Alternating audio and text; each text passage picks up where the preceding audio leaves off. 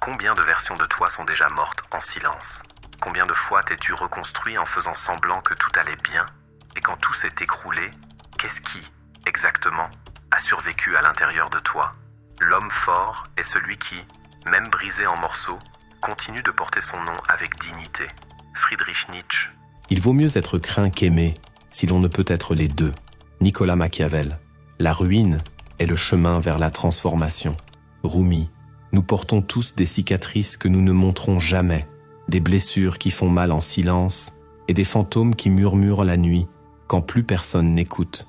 Parfois, la vie nous entraîne au fond, non pas pour nous détruire, mais pour nous obliger à voir, sans voile, sans excuse, qui nous sommes vraiment quand il n'y a plus rien à perdre. Cette vidéo ne parle pas de consolation. Elle ne parle pas de penser doucement les douleurs de l'âme. Elle parle de ramasser les décombres et d'en construire un empire. Elle parle d'affronter la chute, non comme une punition, mais comme un privilège caché. Car il y a quelque chose que seuls ceux qui sont tombés savent. Lorsque le sol disparaît, le seul endroit où tu peux encore grandir, c'est vers le haut. Marchons ensemble entre ombre, silence et lucidité. Décortiquons le secret froid de Machiavel, non comme une théorie, mais comme une stratégie de renaissance. Tu ne feras pas que survivre à l'effondrement. Tu deviendras quelqu'un que plus rien, jamais, ne pourra détruire. Alors respire profondément, ferme les yeux et écoute-moi comme si je te confiais un secret. Car peut-être, juste peut-être, tout s'est effondré pour que maintenant, enfin, tu te relèves. As-tu déjà senti le sol disparaître sous tes pieds? Comme si tout ce qui te soutenait, relations, projets, certitudes, s'était dissous dans l'air, ne laissant que le vide et l'écho d'une chute silencieuse. Nous avons tous, à un moment, trébuché dans cet abîme. Mais si je te disais que l'effondrement n'est pas la fin, qu'il est en réalité une invitation, pas une invitation douce, bien sûr, mais un murmure âpre, nocturne, qui nous attire vers l'intérieur de nous-mêmes. Nietzsche disait que il faut porter en soi un chaos pour enfanter une étoile qui danse. Mais personne ne parle de l'inconfort de ce chaos, de l'odeur de la ruine, du goût amer de l'absence. Quand tout s'effondre, le silence pèse plus lourd que n'importe quel cri, et l'obscurité en nous devient plus nette que la lumière du dehors. Et c'est précisément là, dans cet espace où tout semble perdu, que la renaissance s'annonce. Pas de manière romantique, pas comme dans les films, mais comme un instinct primal, un désir silencieux de ne pas disparaître. Car lorsque le monde extérieur se brise, nous sommes forcés d'affronter la seule structure qui demeure, nous-mêmes, sans masque, sans distraction, sans garantie.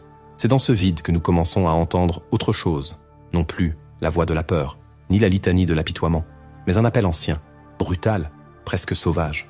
C'est l'appel de la reconstruction, pas de la vie que nous avions, mais de la version de nous-mêmes que nous n'avions jamais osé être. Machiavel, dans son silence de siècle, murmure encore une vérité que peu veulent entendre. L'occasion fait l'homme. Et cette occasion, presque toujours, se déguise en ruine. Vois-tu, tu n'es pas ici pour être sauvé, ni pour chercher du réconfort. Tu es ici pour regarder les décombres et comprendre. Chaque morceau brisé est une matière première. Chaque perte, une instruction. Chaque douleur, une carte secrète. L'effondrement est le rite de passage de ceux qui sont nés pour quelque chose de plus grand. La chute n'est que le début de la courbe ascendante. Mais elle exige quelque chose de toi. Quelque chose qui va à l'encontre de tout ce que le monde t'a appris. Elle exige que tu cesses de te demander « Pourquoi cela m'est-il arrivé ?» et que tu commences à te demander « Qui vais-je devenir à cause de cela ?» C'est le point aveugle où beaucoup échouent. Ils veulent restaurer, redevenir ce qu'ils étaient avant l'incendie.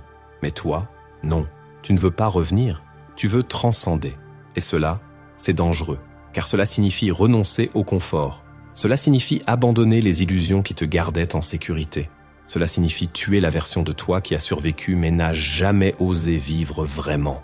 Et dans ce meurtre symbolique, quelque chose de nouveau naît, quelque chose de plus froid, de plus attentif, de plus vrai.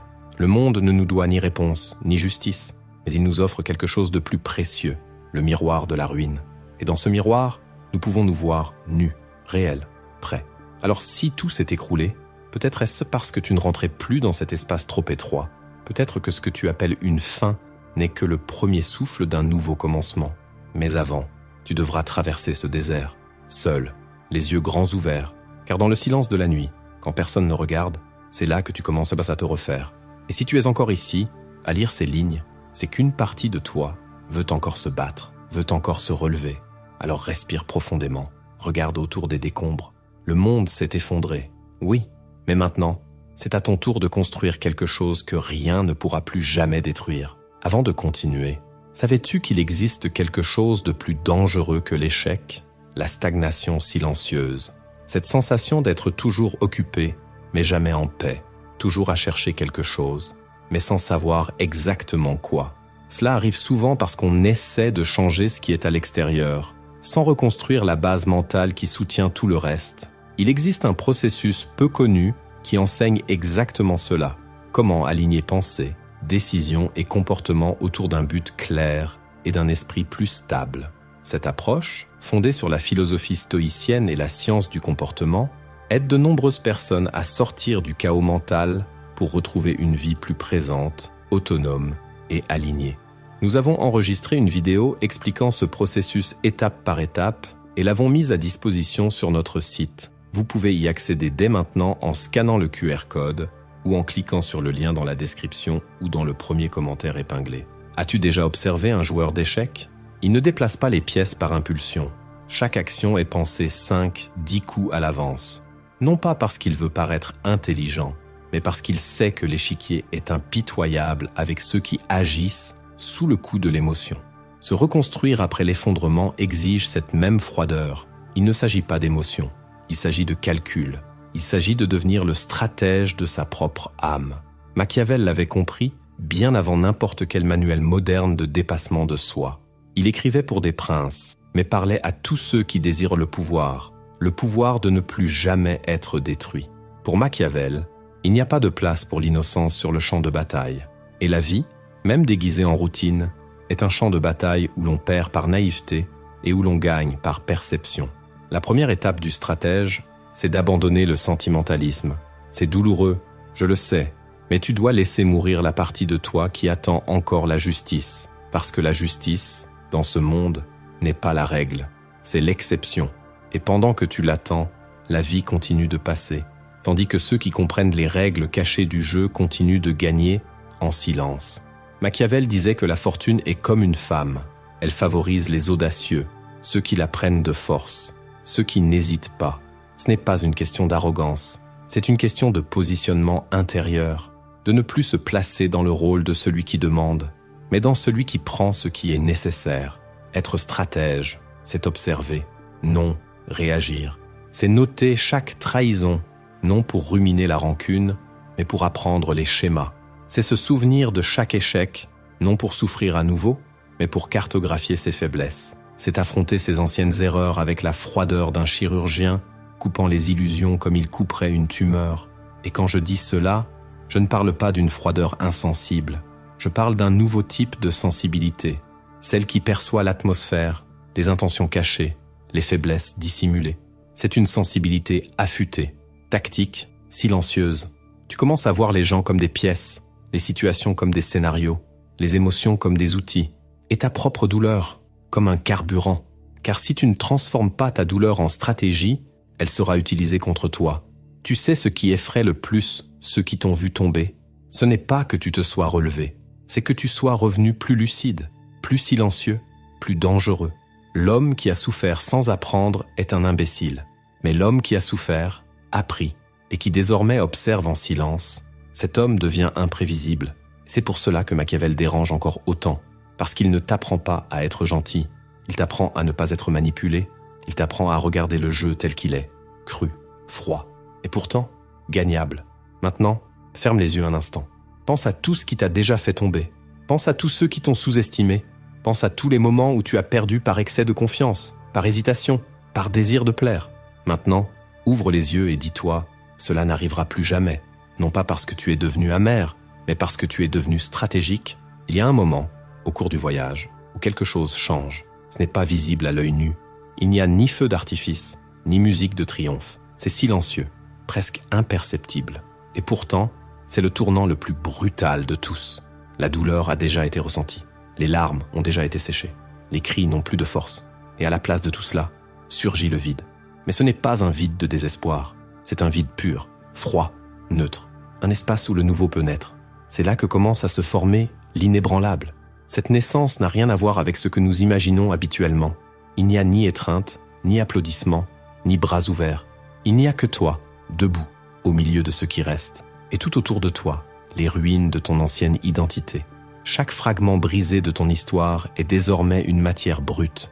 Tu n'es plus celui que tu étais, mais tu ne sais pas encore qui tu deviendras. Et c'est précisément cela qui rend ce moment sacré. Parce qu'ici, enfin, tu es libre. Libre des attentes. Libre des mensonges que tu t'es racontés. Libre de la peur de décevoir. Libre de l'obligation de plaire. Pour la première fois, tu commences à bâtir non pas sur ce que le monde veut de toi, mais sur ce que tu sais que tu dois être. L'inébranlable naît du choix de ne pas se soigner pour redevenir ce que l'on était, mais de se transformer en quelque chose qui ne pourra plus jamais être détruit de la même manière. Et c'est ici qu'entre en jeu quelque chose que peu osent affronter, la discipline. Car ce qui te rend fort, ce n'est pas la force en soi, mais la répétition silencieuse de petits actes que personne ne voit. Se lever avant la douleur, agir même sans motivation, couper le superflu, ignorer les applaudissements, apprendre de l'erreur, rester silencieux quand tout en toi veut exploser. Voilà la véritable forge de l'inébranlable. La reconstruction n'est pas bruyante. Elle se compose de choix difficiles, faits dans l'obscurité. C'est un processus qui consiste à tuer d'anciennes versions de soi, non pas avec haine, mais avec respect, comme celui qui enterre un vieil ami. Tu regardes ce que tu as été, tu remercies pour ce que tu as appris, et tu avances, froid, ferme, sans promesse de fin heureuse, sans attente d'applaudissements, avec seulement une décision claire, ne plus jamais être vulnérable de la même manière, ne plus trébucher 2 fois au même endroit, ne plus saigner pour la même blessure. L'inébranlable n'est pas insensible à la douleur, il a simplement appris à l'utiliser. Chaque cicatrice devient une armure, chaque souvenir douloureux devient un avertissement, chaque échec devient une carte. Il ne devient pas insensible, il devient impitoyablement lucide. Et cette lucidité, c'est ce qui le rend redouté, car il ne réagit pas, il calcule, il attend, il agit au moment juste, non pas pour prouver quoi que ce soit, mais parce qu'il a déjà compris. Celui qui a besoin de prouver n'est pas encore prêt. Tu comprends que tu es devenu inébranlable lorsque tu n'as plus besoin que le monde reconnaisse ta force. Elle est déjà ressentie dans le silence de ta présence. Elle ne s'exhibe pas, elle se perçoit, elle se manifeste dans ta façon de marcher, dans ton regard, dans ta manière de parler peu et d'agir beaucoup. Et lorsque quelqu'un tente de te faire tomber à nouveau, il comprend que cette ancienne fragilité n'est plus là. Être inébranlable, c'est porter la conscience que la chute peut toujours arriver, mais que désormais, si elle vient, elle sera accueillie avec des yeux froids et un esprit prêt, car tu as déjà compris le jeu, et plus encore, tu as appris à te reconstruire dans le silence, et cela, personne ne pourra jamais te l'enlever. Il y a un moment, après la douleur, après le silence, après la coupure chirurgicale des illusions, où la reconstruction s'achève. Mais elle ne se termine pas comme dans les contes de fées, avec des applaudissements ou des reconnaissances. Elle se termine par quelque chose de bien plus puissant, la souveraineté. Un état invisible mais perceptible dans l'air. Une sorte de présence qui ne s'explique pas. Elle s'impose. C'est le moment où tu comprends enfin que tu n'as plus besoin de personne pour valider qui tu es, parce que tu t'es déjà fait roi de toi-même. C'est la couronne de celui qui se relève, et elle n'est pas dorée. Elle ne brille pas sous le soleil. Elle est froide, forgée à partir de décisions impopulaires, de nuits blanches, de ruptures nécessaires et de silences que personne n'a compris. Ce n'est pas le monde qui t'a remis cette couronne, c'est toi qui l'as forgée au milieu de la tempête. Machiavel disait que le vrai pouvoir ne dépend pas de la bonté des autres, mais de la capacité à se gouverner soi-même. La majorité des gens veulent être aimés, ils veulent l'approbation, l'appartenance, et c'est là qu'ils perdent la couronne avant même de l'avoir eue, parce que celui qui dépend de l'opinion des autres ne sera jamais souverain, il restera toujours sujet des attentes d'autrui. Mais toi, non, tu as choisi un autre chemin, le chemin de la froideur intérieure, du silence sélectif, de la concentration absolue, le chemin qui échange le besoin de plaire contre l'engagement envers ta propre vérité. Un chemin solitaire, oui, mais sacré. Et voici la vérité inconfortable. Être souverain exige de perdre des choses. Tu perds des amis qui ne supportent pas ton évolution. Tu perds des relations qui n'existaient que tant que tu étais fragile. Tu perds l'innocence de croire que tout le monde te suivra. Et quand ces pertes s'accumulent, tu as l'impression de devenir plus petit. Mais c'est le contraire. Tu deviens plus pur. La souveraineté, c'est cela. Une présence claire, sans excès, sans excuse, sans dépendance. C'est le droit de marcher au milieu du chaos sans perdre ton centre. C'est dire non, sans culpabilité. C'est supporter d'être mal compris au nom de quelque chose de plus grand. Et ce quelque chose de plus grand, c'est ta paix. Tu réalises que tu es arrivé là quand ta force n'est plus réactive, mais silencieuse. Quand ta présence ne crie pas, mais pèse. Quand les gens changent de ton près de toi, non pas par peur, mais par respect. Parce qu'ils sentent qu'en face d'eux se tient quelqu'un qui ne plie pas, qui ne négocie pas ses principes, qui ne craint pas d'être seul. Et si tu sens que tu es à ce point, alors il est temps de faire un pacte avec toi-même. De ne plus jamais baisser la tête pour t'adapter là où tu ne rentres pas, de ne plus jamais laisser ton énergie être consommée par ceux qui ne construisent pas à tes côtés, de ne plus jamais demander la permission d'être qui tu es. Voilà la couronne, pas celle de la vanité, mais celle de l'intégrité, de la lucidité, du silence qui gouverne. Le monde peut ne pas applaudir, peut ne pas reconnaître, mais il sentira. Et cela suffit, parce qu'au fond, le vrai roi n'a pas besoin de dire qu'il est roi. Il gouverne simplement sa propre vie, son propre esprit, ses propres impulsions. Et ce type de règne, personne ne peut te le retirer, parce qu'il a été conquis à l'intérieur et ne peut être détruit que si tu le permets. Maintenant, regarde-toi. Regarde tout ce que tu as traversé, les chutes, les pertes, les morts symboliques. Regarde qui tu étais et qui tu es devenu. Tu n'es plus le même, et ce n'est pas une menace, c'est ta couronne. Alors marche, pas comme quelqu'un qui cherche encore, mais comme quelqu'un qui a déjà trouvé. Parce que le trône qui compte, c'est celui que tu as construit en toi. Tu es arrivé jusqu'ici. Tu as lu chaque mot comme on traverse un désert, guidé non par la promesse d'une oasis, mais par l'urgence de survivre autrement. Maintenant, respire. Pas comme quelqu'un qui se repose, mais comme quelqu'un qui comprend que quelque chose de profond a changé. Tu n'es plus l'homme qui est tombé. Tu n'es plus celui qui a été trahi, brisé, réduit au silence. Cet homme est resté dans les décombres. Il est mort pour qu'un autre puisse naître, plus froid, plus lucide, plus stratégique. Machiavel n'a jamais promis de consolation. Il a offert la lucidité. Et c'est ce que tu as accepté en lançant cette vidéo. Une traversée qui ne guérit pas, elle transforme. Qui ne ferme pas les plaies, elle les transforme en armure. Qui ne rend pas ce que tu as perdu, mais te donne quelque chose qu'on ne peut t'enlever. À présent, regarde ta douleur comme on regarde une carte. Chaque perte, chaque échec, chaque silence est un code, un enseignement. Et si tu as eu le courage d'affronter tout cela, alors tu n'es plus seulement un survivant.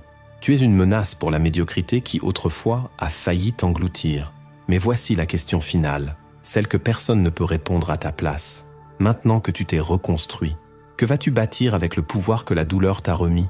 Il y a eu une nuit, il y a des années, où j'étais exactement là où tu te trouves peut-être maintenant. Tout s'était effondré. Je me suis retrouvé seul, sur le sol froid de mon propre effondrement, sans direction, sans force, sans personne. La seule compagnie était le silence, et une question qui résonnait comme un écho constant. Est-ce que je peux revenir ? La réponse n'est pas venue sous la forme d'un miracle. Elle est venue sous la forme du silence, de la froideur, de choix difficiles. J'ai commencé à lire Machiavel à cette époque, non pas par intérêt politique, mais parce que j'avais besoin d'un repère là où l'espoir n'avait plus de sens. Et là, au milieu de phrases cruelles, j'ai trouvé quelque chose que personne ne m'avait jamais dit. Tu n'as pas besoin d'être aimé maintenant, tu as besoin d'être fort. Aujourd'hui, en regardant en arrière, je n'ai aucune nostalgie de celui que j'étais, parce qu'il devait mourir pour que je puisse être ici, entier. Si tu as ressenti quelque chose de semblable en écoutant ces mots, alors sache-le, tu n'es pas seul. Il y en a d'autres comme toi, fragiles à l'extérieur, mais avec une décision intérieure qui brûle comme du fer en fusion. Ne jamais être brisé de la même façon 2 fois. Ah, et avant de partir, cliquez sur le lien dans la description ou sur le premier commentaire épinglé pour comprendre comment fonctionne ce processus qui a aidé des milliers de personnes à sortir du mode automatique et à construire une vie plus cohérente avec leurs valeurs et la personne qu'elles souhaitent devenir. Si cela t'a touché, laisse un commentaire juste en dessous. La couronne est à moi et je ne la rends pas. C'est symbolique, je le sais, mais parfois, déclarer, c'est déjà commencé à consolider. Et maintenant, si tu n'as pas encore aimé cette vidéo, c'est que tu fais semblant d'être trop froid. Avoue, clique donc. Ou bien tu vas continuer à agir comme si tu n'avais absolument rien ressenti en écoutant tout ça? Ah, et abonne-toi aussi. Pas parce que je te le demande. Je ne suis pas de ce genre. Mais parce que la prochaine vidéo qui va apparaître à l'écran, ce n'est pas celle que tu t'attends à voir. Elle est plus sombre, plus directe. Et elle pourrait bien être exactement ce qui va démanteler une autre partie de toi. Celle qui insiste encore à faire semblant que tout va bien. Alors, choisis. Ferme cette vidéo comme si de rien n'était. Ou plonge plus profondément. Le voyage n'est pas terminé. Il est simplement devenu plus obscur.